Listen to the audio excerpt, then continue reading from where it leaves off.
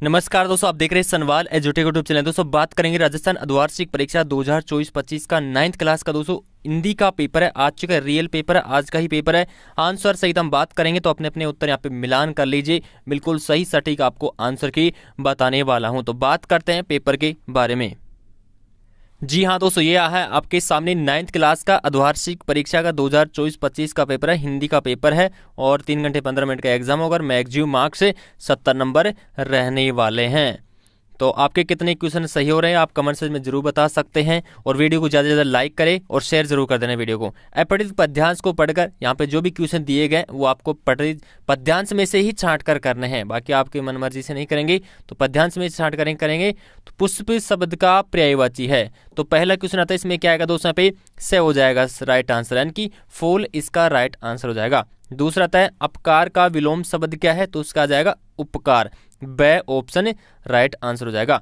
Next बात करते हैं ग। इस वाक्य काव्यांश के लिए उपयुक्त शीर्षक लिखना होगा और फूल क्या है इसके बारे में, फूल क्या कर रहा है। और उसके बाद डे में है कली फूल से क्या कहती है। इसके आंसर आपको स्क्रीन पे ही दिखाऊंगा चारों का। च के अंदर आता है कवि के अनुसार आदर्श जीवन कैसा होता है। तो अब इन 4 क्वेश्चनों के जो आंसर की है उसके बारे में हम बात करते हैं। जी हाँ, ये है आपके सामने ग। इस काव्यांश का उपयोग शीर्षक क्या रहेगा, पुष्प और कली का संवाद रहेगा। फूल क्या कर रहा है, फूल अपने जीवन को दूसरे के लिए अर्पित कर रहा है। वह अपनी खुशबू और मकरंद से वातावरण को महका रहा है और सबके लिए अपनी पंखुड़ियां खोल रहा है। ड के अंदर आता है कली फूल से क्या कहती है। तो कली है वो फूल से क्या कहती है, कली फूल से कहती है कि वह क्यों अपनी उम्र और खुशबू को वातावरण में घोलकर दूसरे के लिए बर्बाद कर रहा है। कली यह भी कहती है कि उससे अपनी सुंदरता और मकरंद को सुरक्षित करता है। इनके आंसर है जो छात्र अलग अलग रूप में देंगे, बट आपको हिंदी में ऐसे ही आपको लिखना है।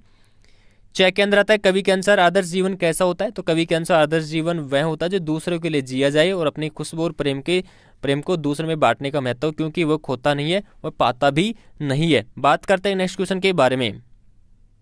नेक्स्ट आता है 2 नंबर क्वेश्चन है, अपठित गद्यांश को पढ़कर नीचे दिए गए जितने भी क्वेश्चन दे रखे हैं, 6 क्वेश्चन दे रखे हैं, 6 के 6 आंसर आपको इसमें से ही छांट कर करने होंगे। तो क के अंदर बात करते हैं ज्ञान राशि से संचित कोष ही का नाम है, रिक्त स्थान की पूर्ति करना होगा। तो इसमें आएगा साहित्य, द ऑप्शन इसका राइट आंसर रहेगा। ये आपको इसमें ही छांट कर करना था। ख के अंदर है यदि किसी भाषा का अपना निज का साहित्य नहीं है तो इसका किसके समान है। जिसमें आएगा रूपवती बिखरिन के। नेक्स्ट आता है ग। उपयुक्त गद्यांश का उचित शीर्षक क्या है। इसके आंसर की आपको एक साथ ही बताने वाला हूँ चारों की। किसी भाषा के साहित्य से किसी जाति के बारे में क्या पता चलता है। साहित्य किस बात का एकमात्र निर्णायक होता है। साहित्य की तुलना आईने से करने पर क्या कारण है। तो बात करते हैं इन क्वेश्चनों की आंसर के बारे में। ये है दोस्तों यहाँ पे ग, यानी कि इसका है साहित्य का महत्व उचित शीर्षक है। ग के अंदर आता है, इसके अंदर पूछा है किसी भाषा के साहित्य के जाति की उत्कृष्ट और अपकृष्ट उच्चनीय भाव और धार्मिक विचार, सामाजिक संगठन, ऐतिहासिक घटनाएं और राजनीतिक स्थितियों का पता चलता है। उसके बाद में डे का जो आंसर है वो होने वाला है साहित्यिक सामाजिक शक्ति और सजीवता, सामाजिक अशक्ति और निर्जीवता और सामाजिक सभ्यता और असभ्यता का एकमात्र निर्णायक होता है। नेक्स्ट आता है च। साहित्य की तुलना आईने से करने का क्या कारण है। साहित्य की को आईने से इसलिए तुलना की जाती है क्योंकि यह किसी जाति की जीवनी शक्ति को भूतकाल और वर्तमान में स्पष्ट रूप से दिखाता है और साहित्य में जातियों का यथार्थ प्रतिबिंब मिलता है। अब बात करते हैं नेक्स्ट क्वेश्चन के बारे में। खंड ब की बात करते हैं 3 नंबर क्वेश्चन। इसमें आपको एक में आपको क्या करना होगा, 250 शब्दों में निबंध लिखना होगा। 4 नंबर का है, नारी समाज में नारी का स्थान क्या है। इसके अंदर आपको 4 पॉइंट देखने के लिए मिलने वाले हैं और चारों पॉइंटों को आपको इस प्रकार यहाँ पे लिखना होगा। इसके अंदर आंसर जैसे प्रश्नावली हो गया और इसके अंदर जैसे आप खेमे भी कर सकते हैं, पर्यावरण प्रदूषण के बारे में भी, और इसमें भी 4 पॉइंट लिखेंगे, उसका सारांश लिखेंगे। विद्यार्थी जीवन में नैतिक शिक्षा का महत्व है, उसके बारे में भी आप लिख सकते हैं। उसके बाद में जो 4 नंबर क्वेश्चन आता है ये बड़ा क्वेश्चन है 3 नंबर का। इसमें आपको संवाद तैयार करना होगा सीता और गीता के मध्य प्रश्न पत्र को लेकर। अथवा के अंदर भी दे रखा है आप रामसीन निवासी किशन नाम है, जोधपुर में अध्ययनरत अपने छोटे भाई हार्दिक को पत्र लेकर एक आपको यहाँ पे स्वास्थ्य की सुरक्षा और नियमित रूप से अध्ययन करने की सलाह दी जाती है। दोस्तों मैंने जो पेपर कल बताया था उसके अंदर बहुत ज़्यादा क्वेश्चन आपके एग्जाम में आए हैं, तो ध्यान रखिए सारे पेपर है। डेली आप लाइव के अंदर जुड़ सकते हैं।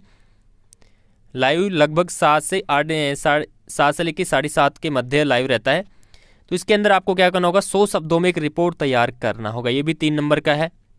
अब बात करते हैं खंड 6 के अंदर 6 नंबर क्वेश्चन जो पहला है, निम्नलिखित में से जड़ शब्द का विलोम है। तो जड़ शब्द का जो विलोम है वो क्या होता है, चेतन होता है। सी ऑप्शन राइट आंसर हो जाएगा। सूर्य पूर्व दिशा में उदय है तो रेखांकित शब्द में सही पर्यायवाची, यानी कि सूर्य का आपको पर्यायवाची शब्द बताना है, तो इसमें आ जाएगा भानु, ब ऑप्शन। अत्याचार शब्द में उपसर्ग है तो क्या है, अति है, स ऑप्शन इसका राइट आंसर हो जाएगा। नेक्स्ट आता है काला घोड़ा तेज दौड़ता है, रेखांकित शब्द में कौन सा विशेषण है, तो काला के अंदर बताना है, तो काला के अंदर आएगा गुणवाचक है। उस जगह पर बच्चे खेल रहे हैं, रेखांकित पद में कौन सा प्रसर्ग है, तो उस जगह में बताएं तो इसमें आएगा अधिकरण, ठीक है, द ऑप्शन इसका राइट आंसर हो जाएगा। 6 नंबर आता है वाक्य में ने प्रसर्ग किसके साथ है, तो ने पूछा है पे, ने प्रसर्ग है तो यह आता है कर्ता के साथ आता है, ठीक है। उसके बाद में आता है रेखा, यहाँ पे जो 7 नंबर जो क्वेश्चन उसमें पूछा निम्नलिखित प्रश्नों के उत्तर लिखना होगा संक्षेप में। मुट्ठी गर्म करना मुहावरे का अर्थ क्या है, इसका भी इस यहाँ से लेके यहाँ तक आपको डायरेक्टली स्क्रीन पे ही आंसर दिखाने वाला हूँ। टेढ़ी खीर होना मुहावरे का वाक्य में प्रयोग करेंगे। सरल वाक्य कैसे कहते हैं, संयुक्त वाक्य का एक उदाहरण, इस जल प्रलय में पाठ में मृत्यु का तरल दूध किसे कहा गया, बाढ़ पीड़ित क्षेत्रों में कौन कौन सी बीमारियों के फैलने की आशंका रहती है, अब तुम्हारी मर्जी चाहे चोरी करो या खेती, यह बात किसने और किसको कही थी। तो बात करते हैं यहाँ पे जो 7 नंबर क्वेश्चन है इसकी आंसर के बारे में। जी हाँ, ये है आपके सामने 7 नंबर का जो फर्स्ट आता है। मुट्ठी गर्म करने का मुहावरे का अर्थ होता है घूस देना या रिश्वत देना होता है, ठीक है।